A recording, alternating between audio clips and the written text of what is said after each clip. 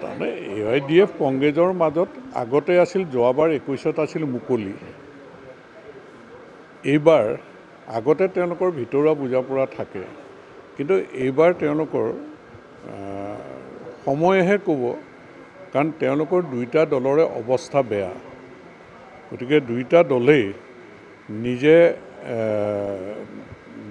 অৱস্থাটো চাই পেলাই হয়তো বুজাপৰা কৰিবও তেওঁলোকে পাৰে, কিন্তু এতিয়া দেখাই আছে তেওঁলোকৰ মাজত কোনো বুজাপৰা নহয়। তেওঁলোকৰ মাজত বুজাপৰা তাহানিৰ পৰা আছিলে, যোৱাবাৰ যেনিবা মুকলি আছিলে, আৰু এইবাৰো বুজাপৰা নাথাকিব বুলি মই নাভাবোঁ। যে ভিতৰুৱা আণ্ডাৰষ্টেণ্ডিং হ'লেও তেওঁলোকৰ মাজত থাকিব লাগে, কাৰণ তেওঁলোকে নিজৰ দুইটা দলৰে পজিশ্যনটো বেয়া, দুইটা দলৰে বেয়া। গতিকে তেওঁলোকে কেইটামান ছিট পাবৰ কাৰণে হয়তো দুইটা দল এটা বুজাপৰা কৰিব পাৰে, এই সম্ভাৱনা আছে। সিটো পাৰ্টিতে জইন কৰা নাই। এটা নিৰ্বাচন খেলিবলৈ হ'লে পাৰ্টিত জইন কৰিব লাগিব, কুচকাৱাজ কৰিব লাগিব। সি ছ'চিয়েল ছাৰ্ভিচ কৰি আছে, মানুহক সেৱা কৰি আছে, কিন্তু কোনো পলিটিকেল পাৰ্টিত জইন কৰা নাই। আৰু এই ইলেকশ্যনলৈ আছে 3 মাহ, গতিকে এতিয়া আৰু কোনো পাৰ্টিত জইন কৰা বা নিৰ্বাচন খেলা তেনেকুৱা কোনো সম্ভাৱনা নাই।